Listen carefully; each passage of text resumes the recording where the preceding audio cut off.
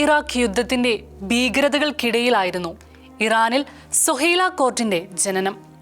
മാതാപിതാക്കളോടൊപ്പം പാർക്കിൽ കളിക്കാൻ പോകുമ്പോഴും വിനോദയാത്രകളിലും കുടുംബ വിവാഹങ്ങളിലും പങ്കെടുക്കുമ്പോൾ പോലും ഭയം മനസ്സിനെ വിട്ടുമാറാറില്ല. യുദ്ധ സൈറനുകളുടെ ഭയപ്പെടുത്തുന്ന ശബ്ദം എപ്പോഴും കേൾക്കാം.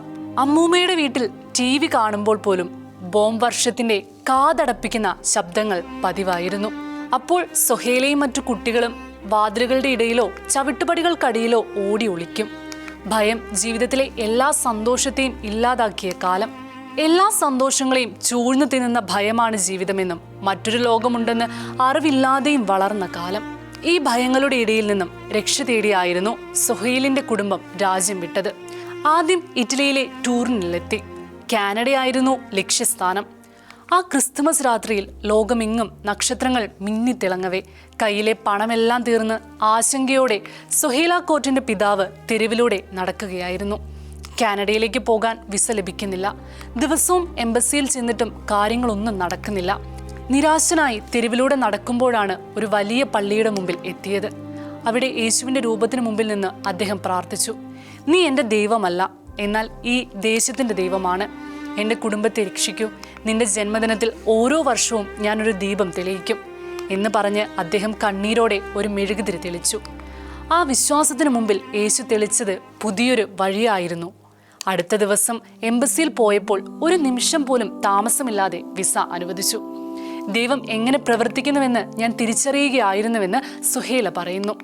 ആ നിമിഷം അവരുടെ ജീവിതത്തിൽ ഒരു പുതിയ അധ്യായത്തിന്റെ തുടക്കമായി. കുടുംബം കാനഡയിലെത്തി. യുദ്ധമില്ല, സുരക്ഷിത ജീവിതം. എന്നാൽ പുതിയ രാജ്യത്ത് അവൾക്കുള്ളിൽ മറ്റൊരു യുദ്ധം തുടങ്ങി. സഹോദരങ്ങളും സഹോദരിമാരും പേർഷ്യൻ പാരമ്പര്യവും ഇസ്ലാമിക വിശ്വാസവും മുറുകെ പിടിച്ചപ്പോൾ സൊഹൈല പൂർണ്ണമായും വ്യത്യസ്ത നിലപാടിലായിരുന്നു. പഴയ ഭയമില്ല, യുദ്ധ സൈറണുകളുമില്ല. എങ്കിലും എന്തോ ഒരു ശൂന്യത വേട്ടയാടിക്കൊണ്ടിരുന്നു. അന്തരംഗത്തിലെ ശൂന്യത അവളെ ആത്മഹത്യാ ചിന്തയിലേക്ക് വരെ തള്ളിവിട്ടു. പലവട്ടം അവൾ അതിനോട് അടുത്തെത്തി. എന്നാൽ അവളുടെ ഹൃദയത്തിന്റെ ആഴത്തിൽ നിന്നൊരു ശബ്ദം അവളെ പിടിച്ചു നിർത്തി. 15-ാം വയസ്സിൽ ഹൈസ്കൂളിൽ പരിചയപ്പെട്ട സുഹൃത്തിന്റെ മുഖത്ത് ഒരു പ്രത്യേക പ്രകാശം അവൾ കണ്ടു. അവനിൽ നിന്ന് ഒരു വെളിച്ചം പുറപ്പെടുന്നുവെന്ന് തോന്നി. അവൾ ഓർക്കുന്നു, അവൻ യേശുവിനെ കുറിച്ച് സംസാരിക്കാൻ തുടങ്ങി. എന്നാൽ അവളുടെ മുസ്ലിം സുഹൃത്തുക്കൾ അതിനെ ശക്തമായി എതിർത്തു. എന്നാൽ കുറച്ചു കാലത്തിന് ശേഷം അവൾ തിരിച്ചറിഞ്ഞു, അവളുടെ ഉള്ളിൽ ഒരു വെളിച്ചം നഷ്ടപ്പെട്ടിരിക്കുന്നു. ഒരു ദിവസം സ്കൂളിൽ നിന്ന് വീട്ടിലേക്ക് മടങ്ങുമ്പോൾ അവൾ ദൈവത്തോട് കരഞ്ഞുകൊണ്ട് പ്രാർത്ഥിച്ചു, ഒരു സത്യദൈവമുണ്ടെങ്കിൽ എനിക്ക് നിന്നെ അറിയണം. ആ രാത്രി ഉറങ്ങുന്നതിനിടെ പെട്ടെന്ന് ശരീരമാകെ ഒരു വൈദ്യുത പ്രവാഹം പോലെയുള്ള അനുഭവമുണ്ടായി. അടുത്ത ദിവസം അവൾ യേശുക്രിസ്തുവിന് തൻ്റെ ജീവിതം സമർപ്പിച്ചു. ജീവിതത്തിലെ ഏറ്റവും മനോഹരമായ ദിവസം അതായിരുന്നു. ഞാൻ പൂർണ്ണമായും മാറിപ്പോയെന്ന് സൊഹൈല ഓർക്കുന്നു. അവളുടെ തീരുമാനം കുടുംബത്തിൽ വലിയ വേദന സൃഷ്ടിച്ചു. അതുവരെ ഒരുമിച്ചിരുന്ന ഭക്ഷണമേശയിൽ അവൾക്ക് സ്ഥാനമില്ലാതായി. മാതാപിതാക്കളും സഹോദരങ്ങളും ഭക്ഷണം കഴിച്ച ശേഷം ബാക്കി വന്നത് മാത്രമാണ് കഴിക്കാൻ ലഭിച്ചിരുന്നത്. അവർ ദുഷ്ടരായിരുന്നില്ല, അവർ തകർന്നു പോയവരായിരുന്നു. തലമുറകളായി പിന്തുടർന്ന വിശ്വാസത്തിൽ നിന്ന് മകൾ മാറിയതിൻ്റെ വേദന അവർക്ക് സഹിക്കാനാവില്ലായിരുന്നുവെന്ന് സൊഹൈല പറയുന്നു. എന്നാൽ യേശു എന്നെ പൂർണ്ണയാക്കി.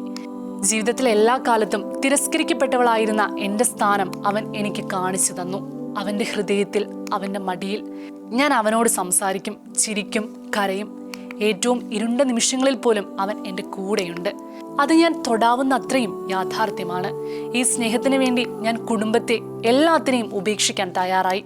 ഞാൻ ഒരിക്കലും അത് മാറ്റില്ല, സൊഹൈല പറയുന്നു. യുദ്ധം, തിരസ്കാരം, ആത്മഹത്യാ ചിന്തകൾ, കുടുംബം വേർപിരിയൽ എല്ലാം മറികടന്ന് യേശുവിൻ്റെ സ്നേഹത്തിൽ പൂർണ്ണതയും സമാധാനവും കണ്ടെത്തിയ സൊഹൈല കോർട്ടിന്റെ ജീവിതം നിരവധി ജീവിതങ്ങൾക്കാണ് പ്രചോദനമായി മാറുന്നത്. പ്രത്യേകിച്ച് യുദ്ധപ്രകമ്പനങ്ങൾ നിലയ്ക്കാത്ത ഇറാനിലെ യുവതലമുറയ്ക്ക്.